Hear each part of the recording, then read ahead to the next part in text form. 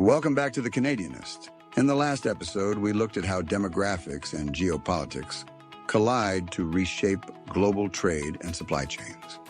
Today, in episode 5, we bring all of that down to the everyday level. How do these massive forces actually show up in people's lives?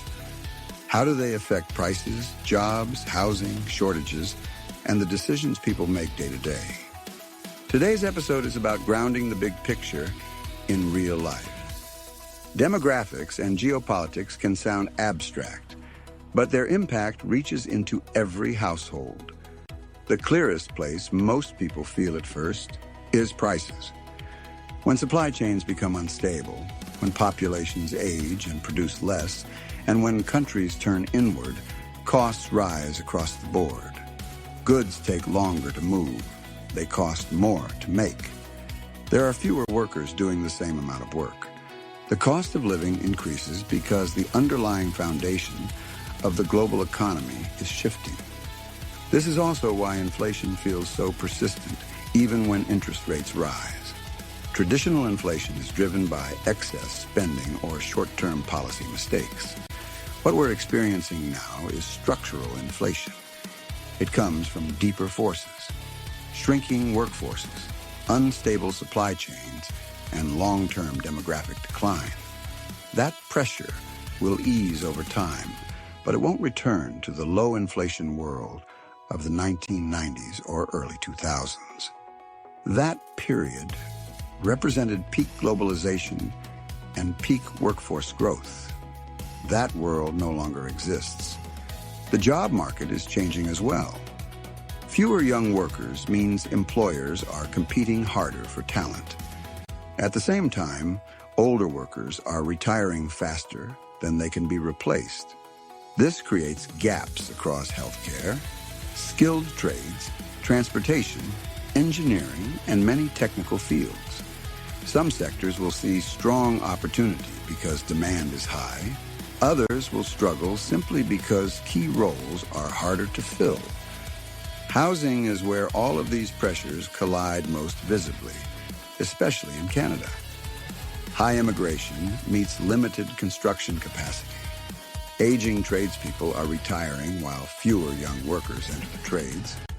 Materials cost more, and global supply chains move slower. Builders can't keep up with demand. The result is higher home prices, higher rents, and tighter markets. This isn't just a housing cycle. It's demographics, labor shortages, supply chains, and population growth all converging at once. And it's not limited to housing. Everything seems to take longer now. Healthcare systems are stretched because more seniors need care, while fewer doctors and nurses are available. Government services slow as retirements outpace hiring. Trades and repairs face longer wait times because demand is rising faster than the workforce. Even deliveries take longer because logistics systems were built for a more stable, predictable world.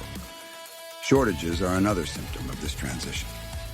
The old global system was designed for efficiency, not resilience. It assumed cheap labor, safe shipping routes, and abundant materials. Today, countries are stockpiling, reshoring production, and rebuilding supply lines. During that process, gaps appear. That's why shortages often feel random, affecting things that once seemed endlessly available. It's like rewiring a house while the power is still on. You get flickers along the way. Households feel these pressures everywhere. Higher prices, longer waits, tighter housing, strained services, and greater uncertainty. This isn't an economic collapse. It's a transition. But transitions are uncomfortable, especially when they unfold slowly and unevenly. The key point is that this isn't temporary. It represents a long-term shift in how the world functions. Over the next decade, we'll see a gradual settling into a new normal. Supply chains will rebuild, but they'll be shorter and more regional. Countries will prioritize resilience over maximum efficiency. Immigration will remain essential, particularly for countries like Canada. Technology will help fill gaps in logistics, healthcare, and manufacturing. Still, the years ahead will feel tight as societies adjust to fewer workers, more seniors, and a less predictable global environment. The big takeaway from Episode 5 is this: the pressures people feel aren't random, and they aren't just political.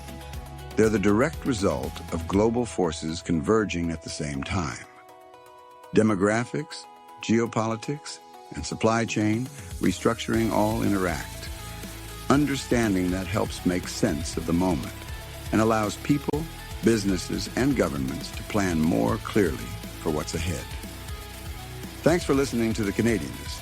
This has been Episode 5.